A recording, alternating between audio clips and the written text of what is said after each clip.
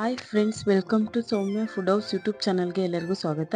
Friends, ಇವತ್ತು simple ಆಗಿ ಅಥವಾ ಎಲ್ಲ ದೇವರುಗಳ ದೇವಸ್ಥಾನದಲ್ಲಿ ದೇವ್ರ ಪ್ರಸಾದವಾಗಿ ಕೊಡುವಂತಹ ಕಡಲೆಕಾಳು ಸುಳಿ ಯಾವ ರೀತಿ ಮಾಡೋದು ಅಂತ ನೋಡೋಣ.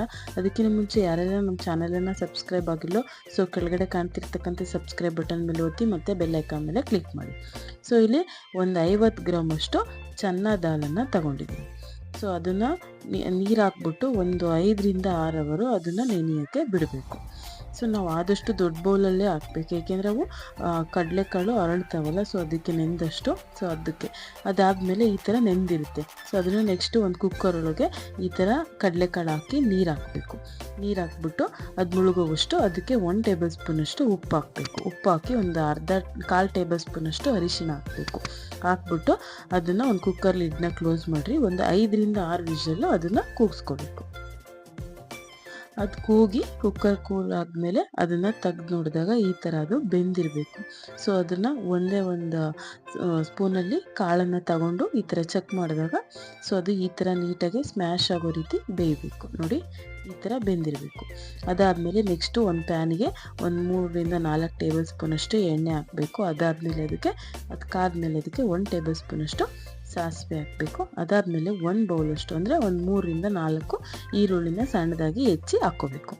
ಅದೆಲ್ಲ ಹಾಕ್ಕೊಂಡ್ಮೇಲೆ ನೀಟಾಗಿ ಅದನ್ನು ನಾವು ಫ್ರೈ ಮಾಡಬೇಕು. ಅದು ಈರುಳ್ಳಿ ಜೊತೆಗೆ ನಾವು ಒಂಚೂರು ಕೊರ್ಬೆ ಸೊಪ್ಪನ್ನು ಕೂಡ ಸ್ವಲ್ಪ ಹಾಕ್ಕೋಬೇಕು. ಹಾಕ್ಕೊಂಡ್ಬಿಟ್ಟು ಅದನ್ನು ಕೂಡ ನೀಟಾಗಿ ಫ್ರೈ ಮಾಡಬೇಕು. ಅದೊಂದು ಕಾಲು ಭಾಗ ಫ್ರೈ ಆಗ್ತಾ ಇದ್ದಾಗ ಅದಕ್ಕೆ ನಾವು ಬೇಯಿಸಿರ್ತಕ್ಕಂಥ ಕಾಬೂಲ್ ಕಡಲೆಕಾಳು ಇದೆಯಲ್ಲ ಅದನ್ನು ಹಾಕ್ಕೋಬೇಕು. ಹಾಕ್ಕೊಂಡ್ಬಿಟ್ಟು ಅದನ್ನು ಕೂಡ ನೀಟಾಗಿ ಮಿಕ್ಸ್ ಮಾಡಬೇಕು.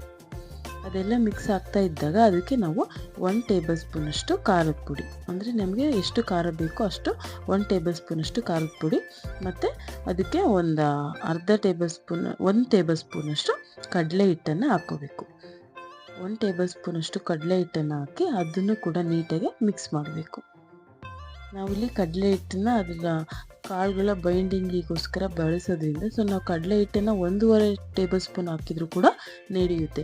ಸೊ ಅದನ್ನು ಹಾಕ್ಬಿಟ್ಟು ನೀಟಾಗಿ ಈ ಥರ ಮಿಕ್ಸ್ ಮಾಡಿ ಒಂದು 2 ನಿಮಿಷಗಳ ಕಾಲ ಲೋ ಫ್ಲೇಮಲ್ಲೇ ಇದನ್ನು ನೀಟಾಗಿ ಮಿಕ್ಸ್ ಮಾಡ್ಕೊತ ಬೇಯಿಸಬೇಕು. ಅದೆಲ್ಲ ನೀಟಾಗಿ ಫ್ರೈ ಆದಮೇಲೆ ಅದಕ್ಕೆ ನಾವು ಒಂದು ಅರ್ಧ ನಿಂಬೆಹಣ್ಣನ್ನು ಹೋಳನ್ನು ಹಿಂಡಬೇಕು. ಒಂದು ಅರ್ಧ ನಿಂಬೆಹಣ್ಣನ್ನು ಹಿಂಡಿದ್ಮೇಲೆ ಅದಕ್ಕೆ ನಾವು ತುರಿದಿರ್ತಕ್ಕಂಥ ಹಸಿ ಕೊಬ್ಬರಿನ 1 ಬೌಲಷ್ಟು ಹಾಕ್ಕೋಬೇಕು. ನಮಗೆ ಕೊಬ್ಬರಿ ಎಷ್ಟು ಬೇಕೋ ಅಷ್ಟು ಹಾಕ್ಕೋಬೋದು. ಸೊ ನಾನು ಇಲ್ಲಿ 1 ಬೌಲಷ್ಟು ಚಿಕ್ಕ ಬೌಲಲ್ಲಿ ಹಾಕ್ಬಿಟ್ಟು ನೆಕ್ಸ್ಟು ಒಂದು ಸ್ವಲ್ಪ ಕೊತ್ತಂಬರಿ ಸೊಪ್ಪು ಹಾಕಿ ಅದನ್ನು ಕೂಡ ನೀಟಾಗಿ ಮಿಕ್ಸ್ ಮಾಡಬೇಕು. ಇದನ್ನು ಆದಷ್ಟು ಎಲ್ಲ ದೇವರುಗಳ ಪ್ರಸಾದದ ರೀತಿ ಗಣೇಶನ ಹಬ್ಬದಲ್ಲಾಗಲಿ ಅಥವಾ ಯಾವುದಾದ್ರೂ ದೇವಸ್ಥಾನಗಳಲ್ಲಿ ಪ್ರಸಾದದ ರೀತಿ ಇದನ್ನು ಹಂಚುತ್ತಾರೆ. ಟೇಸ್ಟು ತುಂಬ ಚೆನ್ನಾಗಿರುತ್ತೆ. ನೀವು ಯಾವ ರೀತಿ ತಿಂದಾಗ ಟೇಸ್ಟ್ ಇರುತ್ತೋ ಸೊ ನೀವು ಕೂಡ ಟ್ರೈ ಮಾಡಿ, ಅದೇ ರೀತಿ ಟೇಸ್ಟ್ ಇರುತ್ತೆ. ಸೊ ಅದಾದಮೇಲೆ ಅದನ್ನೆಲ್ಲ ಮಿಕ್ಸ್ ಮಾಡಿದ್ಮೇಲೆ ಅದನ್ನು ಸರ್ವಿಂಗ್ ಬೌಲ್ಗೆ ಸರ್ವ್ ಮಾಡಿದ್ರೆ ಬಿಸಿ ಬಿಸಿಯಾದಂತಹ ಕಾಬೂಲ್ ಕಡಲೆ ಉಸುಳಿ ರೆಡಿ ಆಯಿತು. ಸೊ ನೀವು ಕೂಡ ಟ್ರೈ ಮಾಡಿ. ಈ ರೆಸಿಪಿ ಯಾರಿಗೆ ಇಷ್ಟ ಆಯಿತು ಸಬ್ಸ್ಕ್ರೈಬ್ ಆಗಿ ಮರಿಬೇಡಿ. Thank you for watching.